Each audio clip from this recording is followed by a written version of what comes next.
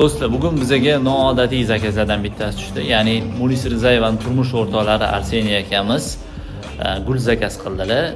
Ularni совместный жизнь deyiladi-yu, turmush qurishganligiga 1 yil bo'lgan ekan. Shu munosabat bilan mana bu korzinkaga katta ijod qilamiz. Tayyor bo'lgandan keyin bitta baho berasiz.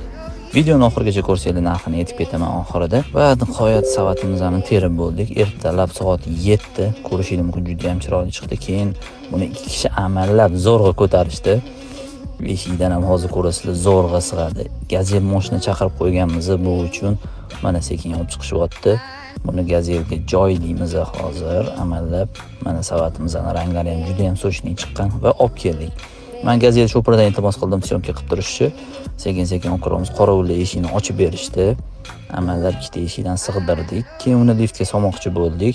Liftga hech qanaqasiga sig'madi. Unaqasi ham, bunaqasi ham harakat qilib ko'rdik va qo'yib dam olishga qaror qildik. Og'irligidan qo'ydik. Mana buni 8-etajga pishkom olib chiqishga to'g'ri keldi. Xalsirab dam olib va buni amallab 8-etajga olib chiqdik. Olib chiqqanimizdan keyin mana qo'ydik. Bitta baho berasizlar. Narxini aytmaslikka qaror qildik. Nima deb o'ylaysizlar? Nech pul chiqdi? Topgan odamga bitta chiroyli buket mendan sovg'a.